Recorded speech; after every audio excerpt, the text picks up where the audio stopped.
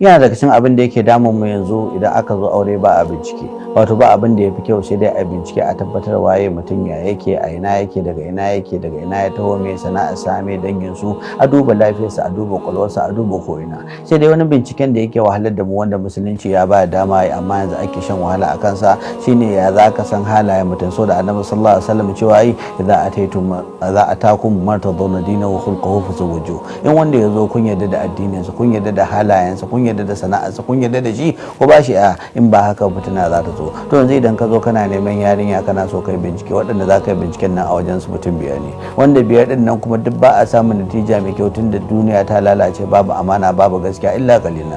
Farko ka je wajen iyayenta da danginta. In ka je kana neman yanta aurenta, ko abin da za su gaya maka yasu mutum ne kirki ce, ba ta da matsala, ba ta da komai. In ka gudu ka barta sai ka koma wajen ka ce wataƙila ka je unguwa. Shi unguwan nan daga ran da ka je wajen babban mutum, shi kuma abin da zai duba yake da mahaifinta. In mahaifinta abokinsa ne ana zaman lafiya, yasa mutum ne kirki ce. In tana gaida shi, yasa mutum ne kirki ce. Amma in ba ta gaida shi kuma ba shi da babanta, da duk wani zagi da wani cin mutunci, wannan zai hada ya je ya dauka ya je yi. Sai ka gudu sai ka koma wajen majalisa. Majalisar nan ta samari idan ka je ka same ta, mutane ne wajen guda biyar a ciki. Na farko akwai wanda yake saurayinta ne yanzu, da Allah mai zai gaya maka na kirki. Na biyu akwai wanda yake tsohon saurayinta mai zai fada na alkhairi. Na uku akwai wanda yake secret admirer, yana son ta bata ma san yana son ta ba, to kaga wannan ba zai faɗi wani abin kirki ba. Na hudu kuma wannan ya zo wajen ta ma ta zage shi, ta kore shi ma, to kaga idan ya tashi ba abin da zai fada sai ɓace. Sai kuma ka je watakila kashi na hudu shine ka je wajen kawayenta ne na makaranta, kawayenta ne na business, kawayenta ne